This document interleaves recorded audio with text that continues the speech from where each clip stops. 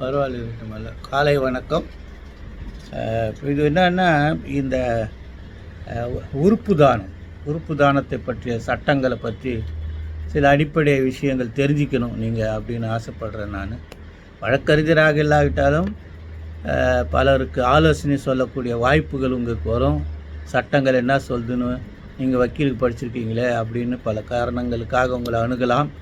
அதில் வழக்கு நடத்தணுன்ற அடிப்படை இல்லாமல் கூட சமூகத்தில் சில பேருக்கு ஆலோசனை வழங்குறதுக்கும் இந்த தீர்ப்பு உங்களுக்கு உதவும். இது வந்து AR 2025 Kerala 37 AR 2025 Kerala 37 transplantation of human organs and tissues act 1994.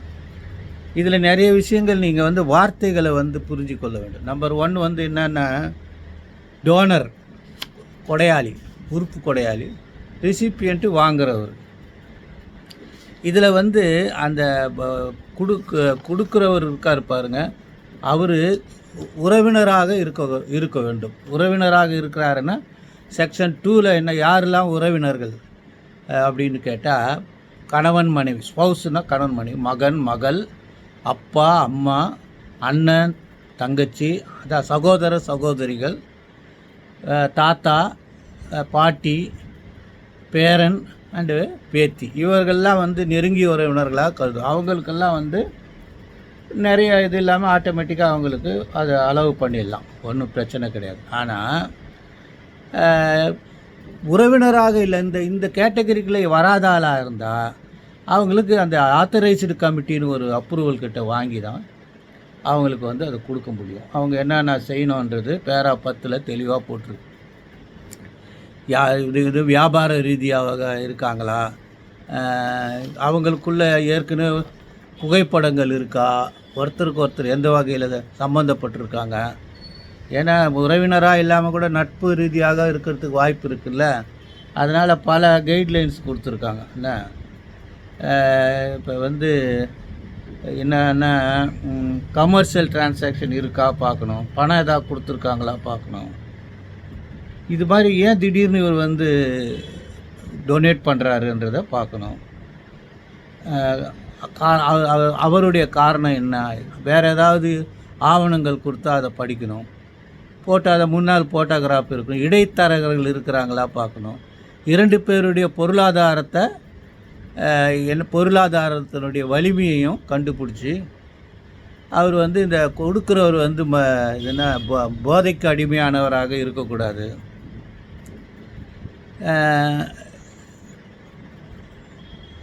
Near relative கிடைக்காத பட்சத்தில் தான் வந்து 3வது நபர் கொடுக்கணும். நேராக இருக்குந்தாங்கன்னா அவங்க ஏன் கொடுக்கலன்றதுக்கான காரணமும் அறியணும்.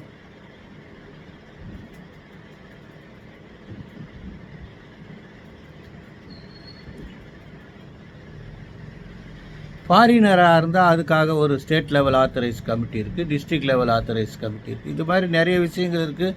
உச்சநீதிமன்ற தீர்ப்புகளை இந்த கேஸில் பார்த்தீங்கன்னா, ஓவைஸ் முகமது வர்சஸ் ஸ்டேட் ஆஃப் கேரளாவில் 4 வாட்டி கோர்ட்டுக்கு போயிருக்கார். 4 வாட்டி கோர்ட்டுக்கு போய் அப்பப்போ வந்து அந்த அதிகாரிகள் கொடுத்த உத்தரவை வந்து ரத்து பண்ணி மறுபரிசீலனை செய்ய சொல்ல, இறுதியாக வந்து இப்படியே நாங்கள் பண்ணிகிட்டு இருக்க முடியாது அப்படின்னு சொல்லிட்டு இறுதியாக உத்தரவு போட்டிருக்காங்க. அந்த முழுசாக தீர்ப்பு படி என்னன்னா, இந்த வழக்கில் புரிஞ்சிக்க வேண்டியது என்னென்னா, நியர் ரிலேட்டிவ் புரிஞ்சிக்கணும், நான் நியர் ரிலேட்டிவ் புரிஞ்சிக்கணும், authorised committee, district authorise committee, state authorise committee. இதை விட ஒரு முக்கியமான வார்த்தை என்னன்னா, அல்ட்ருயிசம், அதாவது மனிதாபித்திய அடிப்படையில் பரோபகாரமாக வந்து தானம் பண்ணுறது, உறுப்பு தானம் பண்ணுறது, அதுதான் முக்கியமாக கருதப்படணும் அப்படின்னு சொல்லி இதுக்கு இந்த நீதிமன்றம் வந்து தடையிட்டு உறுப்பு தானத்துக்கு அனுமதி கொடுக்குறாங்க. அவங்களே கொடுத்துட்றாங்க, ரீகன்சிடர் பண்ண சொல்லாமல். என்ன காரணம் சொல்கிறாங்கன்னா, கொடையாளியும் ஏழை, பெறுபவரும் ஏழையாக இருக்காங்க. அதனால் அவங்களுக்குள்ள அந்த பணமாற்றங்களுக்கான வாய்ப்புகள் மிகவும் குறைவாக இருக்குது. அது இல்லாமல் இடைத்தரகர்கள் இருக்க வாய்ப்பு இருக்குன்ற அடிப்படையில் தான் அந்த அதிகாரி வந்து மறுத்திருக்காரு தவிர இருக்கிறாங்கன்னு உறுதியாக சொல்ல முடியல. அப்புறம் வந்து காரணம், அந்த கொடையாளி கொடுக்க சொல்கிற காரணம் என்னன்னா, என் தம்பி இந்த மாதிரி நோயில் இறந்து போயிட்டான், அதனால் நான் வந்து இவர் உயிரை காப்பாற்றுறதுக்கு தரேன் அப்படின்னு சொல்கிறது ஏற்றுக்கொள்ளக்கூடியதாக இருக்கிறதுன்னு சொல்லிட்டு அருமையாக தீர்ப்பு எழுதி இதை வந்து கொடுக்க சொல்லி அதை அனுமதி கொடுக்க சொல்லி டிரான்ஸ்பிளான்டேஷனுக்கு அனுமதி கொடுக்க சொல்லி உத்தரவு போட்டிருக்காங்க. மிக அருமையான தீர்ப்பு. இது மாதிரி தீர்ப்புகள்லாம் அவங்களுக்கு கண்டிப்பாக அவங்களுக்கு வேணும் உங்களுக்கு. ஏன்னா யாராவது கலந்தாலோசிக்க வருவாங்க. எல்லாம் வல்ல இறைவனால் உங்களுக்கும் உங்கள் உறவினருக்கும் இப்படி உறுப்பு மாற்று நிலைமை வரக்கூடாதுன்னு வேண்டிக்கிறேன். காலை வணக்கம், நன்றி.